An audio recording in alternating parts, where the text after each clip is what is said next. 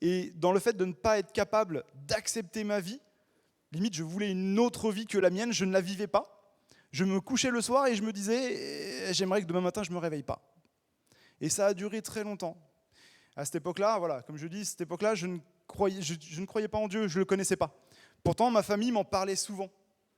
Elle me disait, voilà, ce serait bien, tu connais Christ, il est venu, il t'a dit plein de choses et il faudrait que tu sois comme lui. Mais ça s'est toujours arrêté là, en fait. On ne m'a jamais expliqué qui était réellement Christ, on ne m'a jamais expliqué ce qu'il avait fait pour moi. Et donc j'ai vécu une vie non chrétienne, faite de beaucoup de choses. Et en fait, ouais, je les assumais pas. Toutes ces choses-là, je les assumais pas. Et donc je voulais regarder un petit peu en fait tout ça parce que il y a eu une période qui a été très compliquée pour moi. Je suis parti, j'étais dans le dernier contingent des services militaires. Je sais pas si vous vous souvenez, pour ceux qui ont fait le service militaire. Moi j'étais tout à fait le dernier en fait, le dernier à partir. Et en plus mes parents ils m'ont dit t'as pas de boulot, tu vas le devancer. Donc à 18 ans je suis parti au service militaire. Sauf que j'étais absolument pas prêt à affronter les gens, j'étais absolument pas prêt du tout pour être militaire. Et pour être honnête, j'ai dû faire à peu près 4 mois de service militaire. Et au bout de 4 mois, je suis parti en vrille. Mais vraiment parti en vrille. Hein. Et je me souviendrai toujours d'un soir où ça allait tellement mal là-bas. Je vous raconte même pas ce qu'ils m'ont fait au service militaire. Je vous dis juste pour que vous puissiez comprendre. Une fois, je me suis réveillé et je fais tiens, c'est marrant, il y a de la lumière dans la chambre. J'ai regardé ma couverture, elle était en feu. Les gars, en fait, ils avaient pensé à faire un michoui avec moi, en fait. Donc vous pouvez voir un petit peu, et ça, c'était juste une des petites choses que j'ai vécues là-bas. Mais heureusement, hein, tout le monde n'a pas vécu ça. Moi, j'ai des amis qui sont venus, ils m'ont fait « Waouh, l'armée, c'était génial et tout, franchement, je me suis éclaté. » J'ai fait moi aussi. Bon, où j'ai failli me faire éclater, mais bon, ça c'est encore autre chose. Mais il y a eu un soir, en fait, j'étais au mess. Pourtant, en théorie, mess, c'est plutôt planqué en général, mais moi, j'étais pas vraiment planqué. Mais ce jour-là, j'étais vraiment bien planqué, j'étais tout seul. Et ce jour-là, j'ai eu vraiment cette idée d'attenter à ma vie. Je vous le dis, aujourd'hui, je me livre un petit peu à vous, j'ouvre mon cœur. Et ce jour-là, j'ai vraiment voulu passer à l'acte. Et à ce moment-là, en fait, j'ai pas pu. Il y a eu une main qui est intervenue à ce moment-là. Je me souviens, j'étais prêt et ma main ne pouvait plus bouger. Elle était bloquée. Et là, à ce moment-là, il y a eu un sentiment qui est venu dans ma tête. Si tu fais ça, tu tues toute ta famille. Donc je me suis arrêté. Je me suis dit, waouh. Je me suis dit, c'est fort. Je me suis dit, waouh, David, tu penses vraiment à beaucoup de choses. J'ai lâché ce que j'avais dans les mains et je ne l'ai pas fait. J'ai écouté cette voix, en fait. J'ai écouté cette voix qui, pour moi, venait de moi, venait vraiment de mon intérieur. Et je n'ai pas vu la main de Dieu puisque je ne me suis pas converti ce jour-là. Mais merci Seigneur, je suis encore là pour vous parler aujourd'hui. Donc c'était sa première vraiment intervention dans ma vie. Mais comme ça arrive souvent, on ne comprend pas et on continue à vivre. Donc, il y a une chose que j'ai voulu voir, c'était dans le dictionnaire la définition de la peur. Un sentiment d'angoisse éprouvé en présence ou à la pensée d'un danger réel ou supposé. Donc en fait, on est déjà un petit peu parfois dans l'imaginaire. Attention, hein. Je ne suis pas en train de dire qu'avoir peur de certaines choses, c'est mauvais. Parce que je pense qu'il y a des gens qui sont peut-être encore en vie parce qu'ils ont eu peur quand même. Donc parfois, la peur nous fait prendre les bonnes décisions. Mais il y a des synonymes qui sont vraiment très intéressants. Les synonymes de la peur, c'est la crainte, l'effroi, la terreur, l'affolement, l'épouvante et la frayeur. Et combien de fois j'ai rencontré des personnes qui me disaient « Ah non, mais moi, j'ai pas peur, j'ai juste des craintes. » Bon, j'ai découvert que le synonyme de peur était crainte. Bon. Et en fait, toute ma vie, j'ai vécu comme ça. Toute ma vie. Mais quand je vous dis toute ma vie, j'ai rencontré Dieu à l'âge de 30 ans. Ce que je viens de vous dire, c'est arrivé à l'âge de 18 ans. Donc vous pouvez imaginer ma vie ensuite. Mon fils est né à l'âge de 30 ans. Enfin, il est né, j'avais 30 ans. Oui, il a régressé au fur et à mesure, maintenant il en a 14. Donc, en fait, déjà quand mon fils est né, il y a eu un changement dans ma vie. il y a eu un très grand changement. Parce que j'ai rencontré Dieu. J'ai rencontré Dieu à cette époque-là, en fait. Ma rencontre avec lui a été très particulière, elle a été sur un terrain de football. Juste à ce moment-là, je venais de créer mon entreprise, mon fils il avait quelques mois, et au lieu d'aller à l'église, on m'avait dit « Ah, ce serait bien que tu puisses venir à l'église ». J'ai fait oui, mais j'ai un match de foot aujourd'hui, donc je ne vais pas venir ». Et en fait, ce jour-là, ce n'était pas à l'église que j'allais rencontrer Dieu, c'était sur le terrain de foot. Au moment où mon genou est parti et ma jambe a fait un équerre, comme ça, que je l'ai remise en place, et que je me suis assis en fait contre la rambarde. Donc vous pouvez imaginer, vous venez d'avoir un enfant, vous venez de créer votre entreprise, vous vous dites dans votre tête, je viens de casser mon genou, et pendant 6 mois, je vais être arrêté. Et là, vous vous dites, votre vie, elle est foutue. Vous êtes en train de vous dire, mais qu'est-ce que j'ai fait? Pourquoi j'ai fait ça? Pourquoi aujourd'hui j'ai été ici? Or qu'on m'avait dit, va à l'église. C'était moins dangereux et beaucoup plus bénéfique. Et là, à ce moment-là, il y a eu quelque chose qui s'est passé, mon cœur s'est ouvert. Et j'ai entendu Dieu qui m'a dit, aujourd'hui je te protège, mais demain, qu'est-ce que tu vas faire? Je suis parti, j'ai passé des radios et tout, et on m'a dit, non, vous avez qu'une simple entorse. J'ai mis quelques semaines à m'en remettre, mais effectivement, j'ai pu reprendre le travail tout de suite, j'ai pu continuer à vivre, j'ai vraiment vu la main de Dieu. Ce jour-là, sur le terrain, je me suis dit, je ne suis pas tout seul. Je me suis dit, oui, il y a quelqu'un, il y a quelque chose au-dessus de moi qui est en train de me dire, tu as une mauvaise vie, il y a des choses, et je vais te les enlever de ta vie, parce que tu vas me suivre à partir de maintenant. Et c'est là, en fait, où j'ai découvert mon premier point, qui est la protection de Dieu. Cette protection de Dieu qui peut se caractériser déjà en 2 Timothée 1,7. Alors ça, c'est la version d'Arby, qui nous dit « Car Dieu ne nous a pas donné un esprit de crainte, mais de puissance et d'amour et de conseil. » L'ennemi veut nous faire peur. Il veut nous insinuer des choses dans la tête qui nous disent « Non, tu ne vas pas y arriver.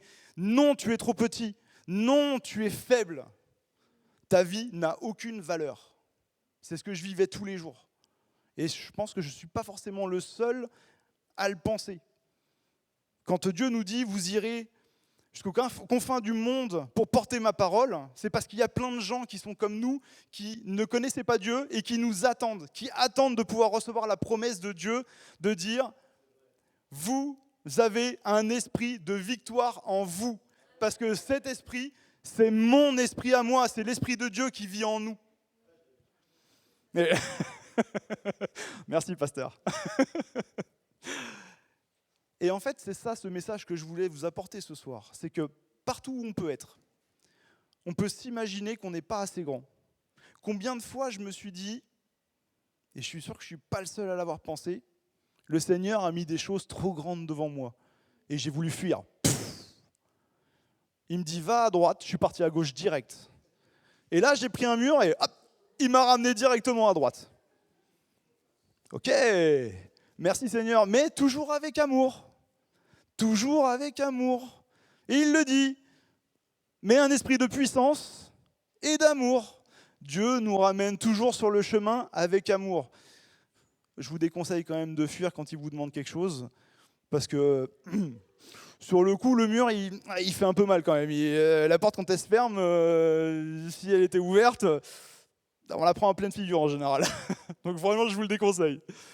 Mais cette victoire, on l'a en Christ.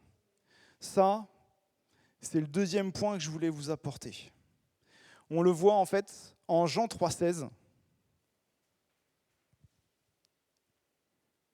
Car Dieu a tant aimé le monde qu'il a donné son Fils unique, afin que quiconque croit en lui ne périsse point, mais qu'il ait la vie éternelle.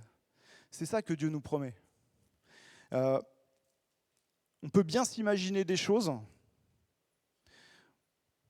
On peut bien s'imaginer que moi j'ai eu un père qui était un peu dur.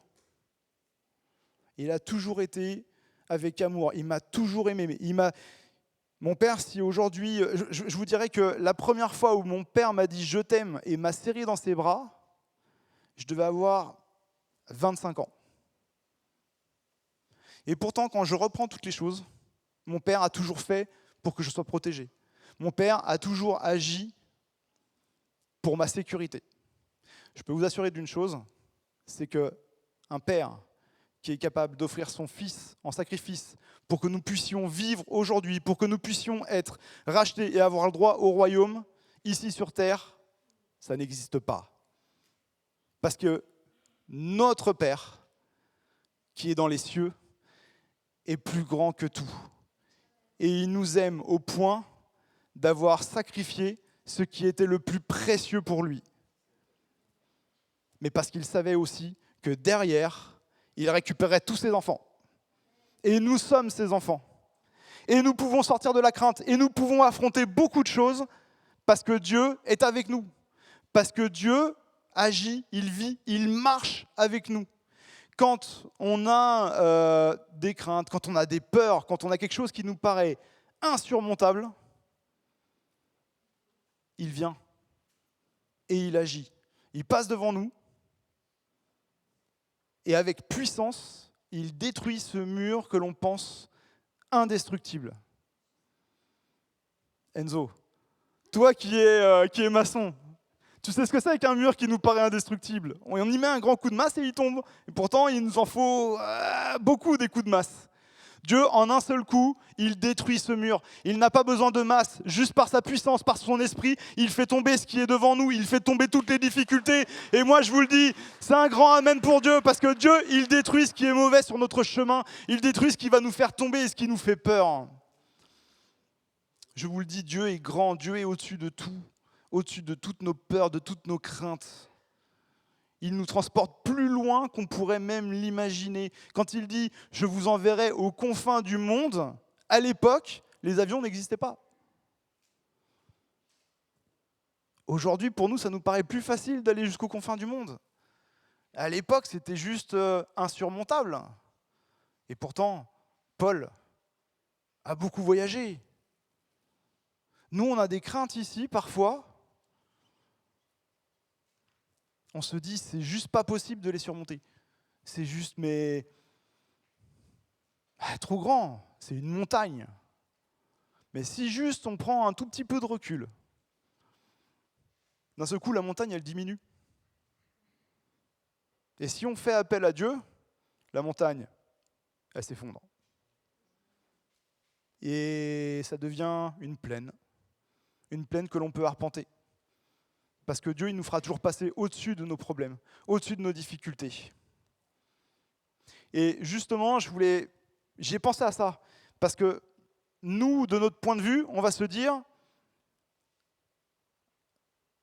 même vous allez me dire, c'est facile, tu nous dis ça, mais est-ce que quelqu'un a vraiment surmonté sa peur? J'imagine juste une personne qui a dû affronter quelque chose qu'on n'a jamais affronté, quelque chose qui a été horrible. Horrible. Juste en y pensant, c'est juste pas possible. Je me suis posé la question, est-ce que Jésus a eu peur? Est-ce que Jésus, quand il s'est retrouvé dans le jardin de Gethsémanée, est-ce qu'à ce moment-là, il a voulu repousser la chose? Et on voit qu'il a eu peur. On le voit qu'il a eu peur. Mais à ce moment-là, il a dit, Seigneur, que ce soit ta volonté et pas la mienne. Et pourtant, il lui a dit 2 minutes avant, enlève cette coupe de devant moi. Mais non, parce que Dieu est souverain. Parce que on doit obéissance à Dieu. Jésus, qui était 100% homme, 100% Dieu, je crois que ça veut tout dire, il était soumis à Dieu. Il était soumis à Dieu. Mais ça ne l'a pas empêché de lui demander de l'aider. J'imagine que quand il a vu cette coupe, il a vu tout ce qui allait se passer, il a vu toute cette souffrance, il a vu toutes ces douleurs qui arrivaient. Il l'a accepté. Il l'a affronté. Parce qu'il savait que derrière ça, il y avait plus grand que juste sa vie. Il y avait nous tous. Il y avait toutes les vies qu'il a vues derrière. Je me souviens un jour, j'ai entendu quelqu'un qui a dit, vous croyez que Jésus, quand il était sur la croix, qu'est-ce qu'il a vu? Il n'a pas vu que les gens qui étaient devant lui. Il nous a vus, nous tous, ici réunis.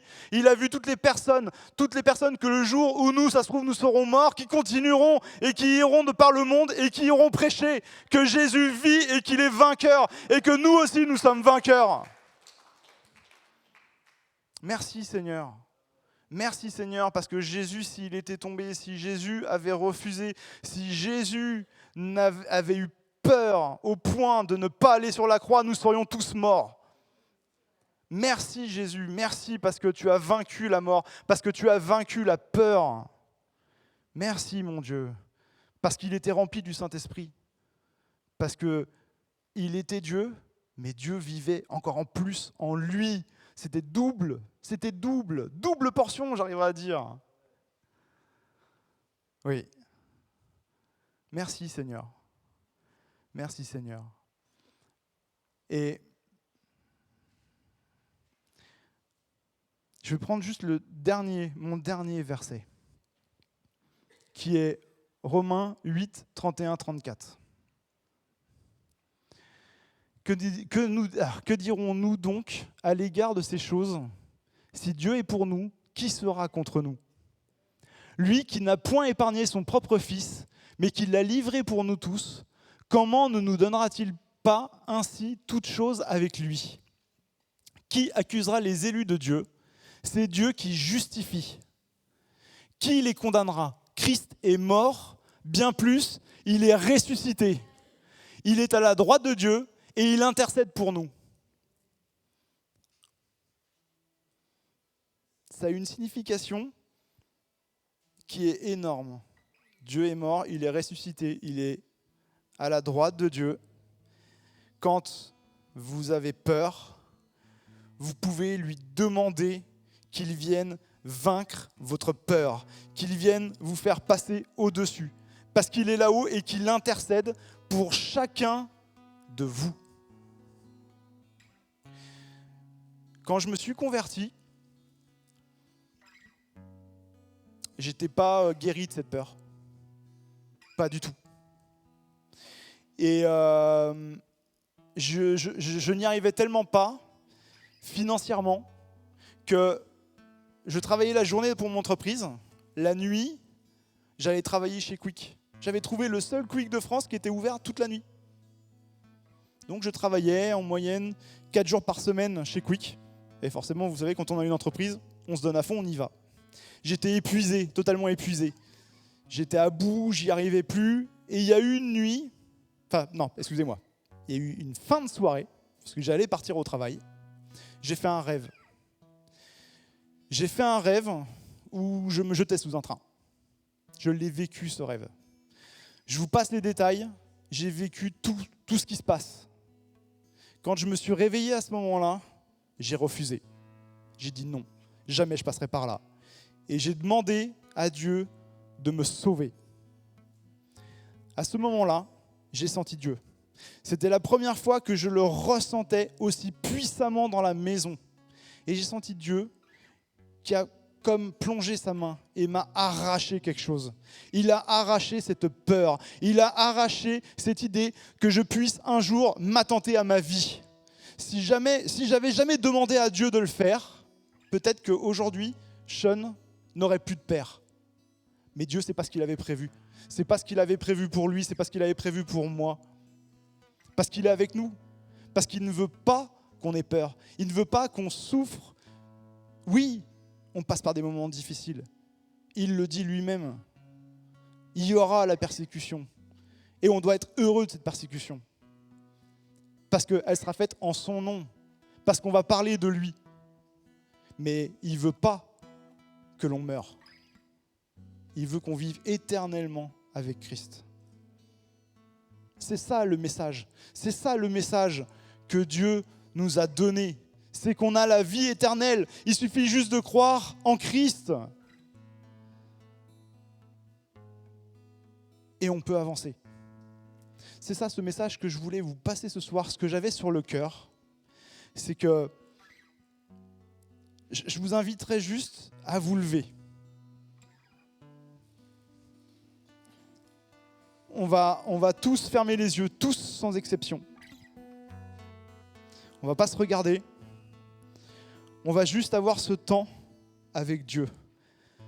Ce temps où vous avez le droit de lui dire « j'ai peur ». J'ai peur, j'ai peut-être des examens qui arrivent, je suis malade. Il y a une montagne qui est devant moi, elle est trop grande. Et vous avez le droit d'avoir peur, vous avez le droit de dire « je ne suis pas capable ». Alors Seigneur, viens, aide-moi à passer cette montagne, à passer cette difficulté, à me sortir de là où je suis. Parce que parfois, on peut être dans les ténèbres. Mais Dieu, avec sa miséricorde et sa grâce, il viendra nous en sortir. Même si on se dit que l'on ne le mérite pas, ce n'est pas à nous de le décider, parce que c'est lui qui nous aime. Parce que par sa grâce, il a offert son Fils sur la croix pour que nous soyons sauvés. Demandez à Dieu et il vous exaucera. Je te remercie Seigneur parce que tu t'es porté vers nous, tu nous as sortis des ténèbres où nous étions. Et je sais qu'aujourd'hui encore tu vas agir, qu'aujourd'hui encore tu marches avec nous, que tu es vivant, que tu vis à la droite de Dieu et que tu intercèdes pour nous face à toutes nos difficultés. Merci mon Dieu parce que tu es puissant, tu es grand et que ce n'est pas par nos actes que tu viens nous aider, mais c'est par ta bonté et ton amour. Et Seigneur, je te prie pour chacun d'eux, Seigneur, pour chacun de nous tous, que tu interviennes avec puissance et que tu sortes tous les gens qui ont des problèmes de là où ils sont. S'il y a des maladies, s'il y a des problèmes financiers, si n'importe quel problème, on sait que toi, tu peux les résoudre en 1 seconde. Alors on veut juste te dire merci Seigneur et te louer encore ce soir. Te louer parce que tu es grand et que tu es au-dessus de tout Seigneur. Oh merci mon Dieu. Alléluia. Amen. Alléluia. En ce moment, le Seigneur parle vraiment comme s'il criait. Il parle fort. Il parle fort à un nombre d'entre nous. Et aussi il y a des personnes qui peut-être commencent à rencontrer l'Église, à retrouver peut-être le chemin qu'ils avaient perdu. Le Seigneur parle fort. Comme s'il criait du fin fond de l'univers pour te dire je t'aime. Pour te dire je serai ta forteresse, je serai ton abri fort, je serai ton appui, tu peux t'appuyer sur moi. Il est celui qui est là devant toi. Alors ce soir on a les yeux fermés, mais on peut chanter tout simplement, on peut crier à Dieu avec notre main levée ce soir. Est-ce qu'on peut lever nos mains en disant Seigneur je m'appuie sur toi? Tout simplement parce que tu es celui qui m'appelle et parce que je sens quelque chose au fond de mon cœur, comme un cri du fin fond de l'univers qui me dit Seigneur, tu es là, tu es présent, je peux m'appuyer sur toi. Alléluia, je m'appuie sur toi. Je m'appuie sur toi.